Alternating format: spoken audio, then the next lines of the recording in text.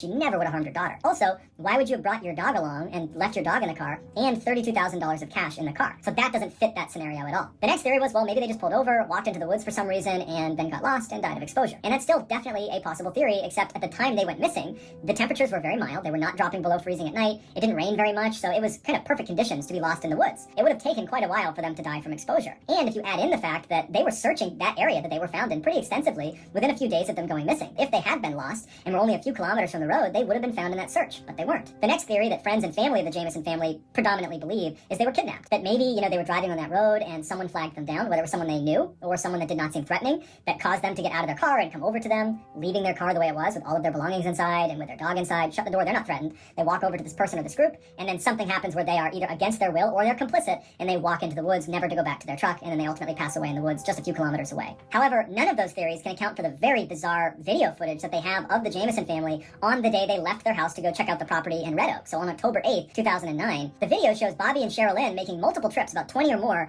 from their house to their truck, where they're loading gear into their truck. But they appear to be almost in a trance, which is what the sheriff said when he first saw the video. They're walking back and forth and they're carrying their stuff into the truck, but periodically they're making trips without carrying anything. They're just walking to the truck with nothing in hand, looking at the truck, and then walking back to the house. And then they come back out and they have something in their hands, and then the next trip they have nothing. And periodically on their trek back and forth, they would just stop and just turn and look off into the distance, not interacting with each other. Bobby and Sherilyn haven't spoken to each other at all. They're just doing this weird trance-like commute back and forth between truck and house before ultimately they load up the truck and they do leave. A lot of people speculated that, well, it looks like Bobby and Sherilyn must have been using drugs. But when they first found the truck and they searched the Jamison's truck and they searched the Jamison family house, there was no traces of drugs anywhere, and their family said there's no history of drug abuse. There was also a theory that perhaps the Jamison family got tied up in a cult, and that was why they were moving and they were going to live this minimalist lifestyle, and they brought cash to, give to this cult, but in fact they had actually been the target of the cult, and that was what led to their demise. Or maybe they were complicit and they wanted to sacrifice themselves or something, but no one really knows. So these are only a handful of the theories of what could have happened to the Jamison family. So what I